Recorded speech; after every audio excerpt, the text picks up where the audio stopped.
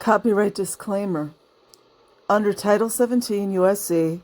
Section 107, allowance is made for fair use for purposes such as criticism, comment, news reporting, teaching, scholarship, and research. Fair use is permitted by copyright statute that might otherwise be infringing. Nonprofit, educational, or personal use tips the balance in favor of fair use.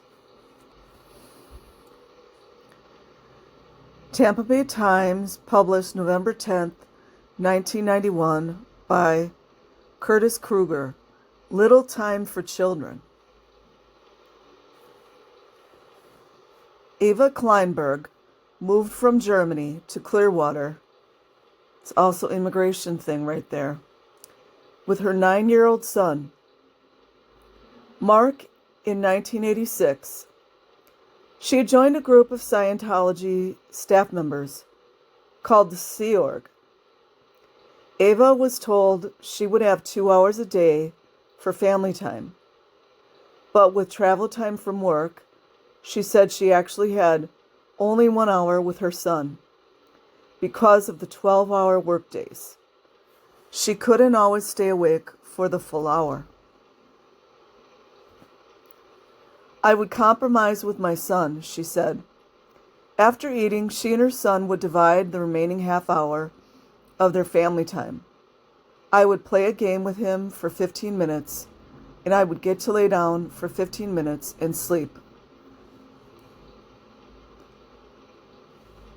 It's also part of this mind control they're doing with the children. It's to keep the parents exhausted. While Ava worked, Mark cleaned up around the motel or played with friends. About a year later, Ava and Mark left the church. Asked what he thinks of Scientology, Mark, now 14, said, "I don't think it's too good, 'cause the people, they don't get to spend any time with their family, and it's real expensive."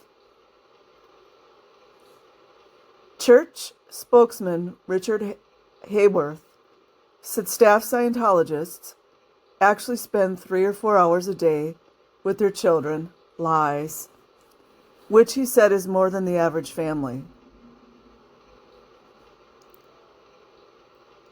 Adeline Dodbova also left Scientology. She said she got disillusioned after working at Los Angeles schools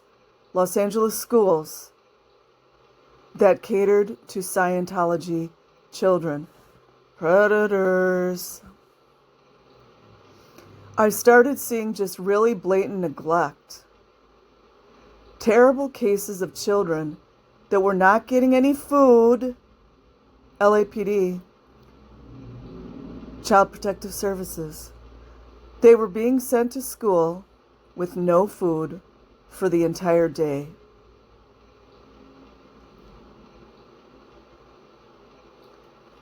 She was surprised at how strictly people followed the notion that children are adults in small bodies, capable of caring for themselves. What they ultimately sometimes end up creating are these children that turn out to be absolute arrogant, spoiled brats because no one can tell them what to do with their body under any circumstance. I don't know, that's kind of a weird statement. That's what they have been led to believe.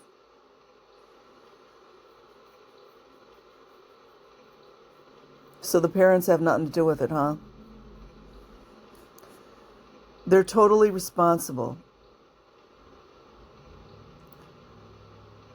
Talk about negating any kind of responsibility.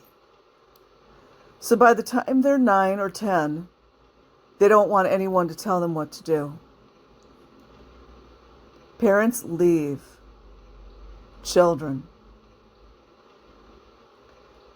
Ken Rose was in the midst of a Scientology counseling session in the mid-1980s when he realized, I could never be fully free unless I abandon my kids, divorce my wife, and join the Sea Org, a group of staff Scientologists.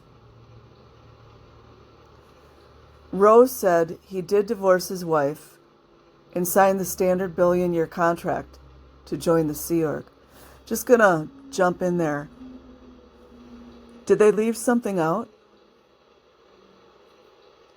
Did Scientology or Scientologists in Scientology tell him he had to divorce his wife?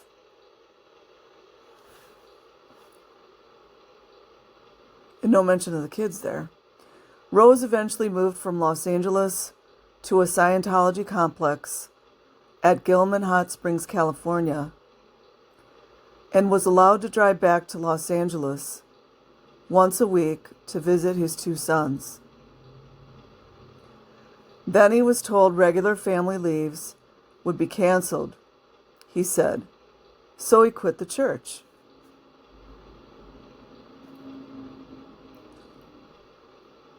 In the end, it was the children who brought me to my senses, he said.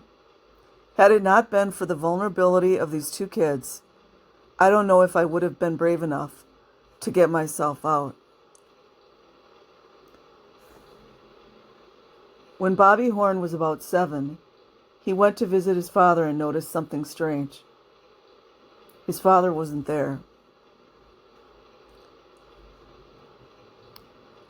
Bobby's parents had divorced years before, and he lived with his mother near Atlanta.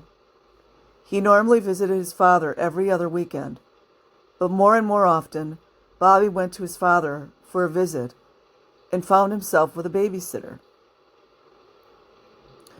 Also, just want to add that's a lot of times where children are abused with the babysitters.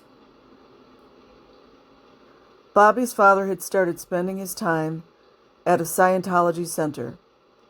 He became interested after attending a seminar for dentists, sponsored by a consultant with ties to Scientology. Eventually, he sold his practice, and joined the Sea Org in Clearwater. How's that for mind control? As a result, he would see Bobby once or twice a year instead of every 2 weeks. When his father left, he looked at me one day in tears and he said, "Mom, how could a dad leave a son like me?" Said his mother, Susie Horn McPherson. Is she related to Lisa? I don't know. And I couldn't answer because here is a straight-A gifted child who had never been in trouble and never done anything but love his father. And when he said that, I broke into tears and I said, "Son, they have stolen your father's mind." Bobby still loves his father and has visited him in Clearwater in California, Mrs. McPherson said. Told of her account, Hayworth said, "You have been provided with a half-truth in an attempt to falsely portray a situation in a negative light." I think that's a Scientologist. I mean, just listen to that sentence. It doesn't make no dang sense.